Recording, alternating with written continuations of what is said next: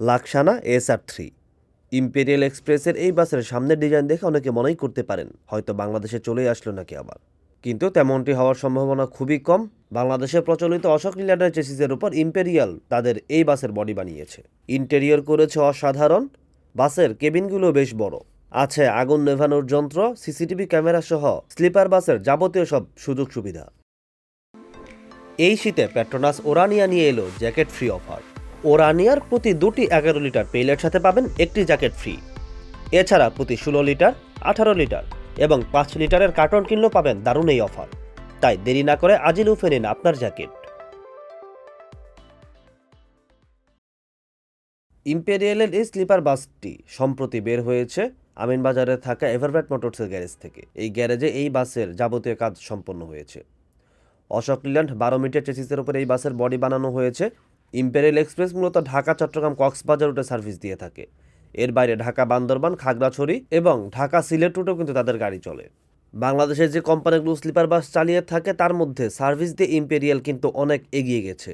খুব অল্প সময়ের মধ্যে এই কোম্পানিটি জনপ্রিয় হয়ে উঠেছে। তবে তাদের বাস চেসিস নিয়ে বরাবরের মতো প্রশ্ন থেকে যায়।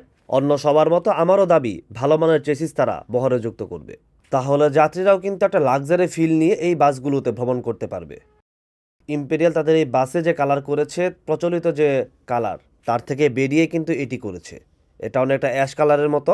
রাতের বেলা হয়তো পুরোপুরি ফুটে উঠছে না, কিন্তু দিনের আলোতে এটি স্পষ্ট এবং আপনারাও যারা দেখবেন খুব একটা খারাপ লাগবে বলে আমার মনে হয় না। তবে বাসের যে ব্যাক ডিজাইন সেটা আমার খুব একটা পছন্দ হয়নি। অনেকটা নন এসির ব্যাকের মতো আমার কাছে এটি লাগছে।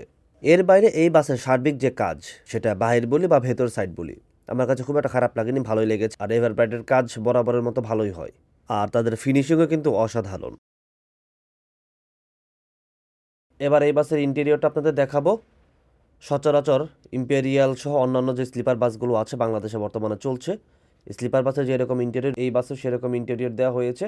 আরেকটা বিষয়, ভেতরে যে আলোকসজ্জা আমার কাছে ভালো লাগছে, খুবই সুন্দর লাগছে এইসব আলোকসজ্জার কারণে। বাংলাদেশে দেখা যে সুন্দর স্লিপার বাসগুলো আছে তার মধ্যে এটাও একটা।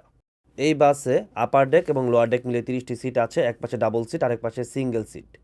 এই বাসের প্রতি কেবিনেই আপনারা এরকম এসির ভেন্ট পাবেন, যেগুলো আপনারা অন অফ করতে পারবেন আপনাদের মতো করেই। আর সুইচ আছে এখানে, লাইট অন অফ করার সুইচ, পাশাপাশি কলিং বেল আছে, যে কলিং বেল দিয়ে আপনার গাইডকে ডাকতে পারবেন। ভেতরে জুতার বক্স আছে।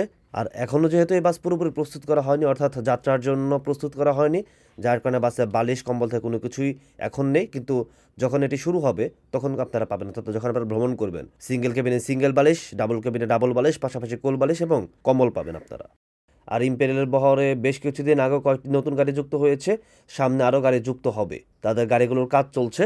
এর পাশাপাশি তাদের জন্য যে পরামর্শ, ভালো ব্র্যান্ডের গাড়ি আনবে এবং সার্ভিস আরও ভালো করবে। ভালো থাকবেন, সুস্থ থাকবেন। ধন্যবাদ সবাইকে।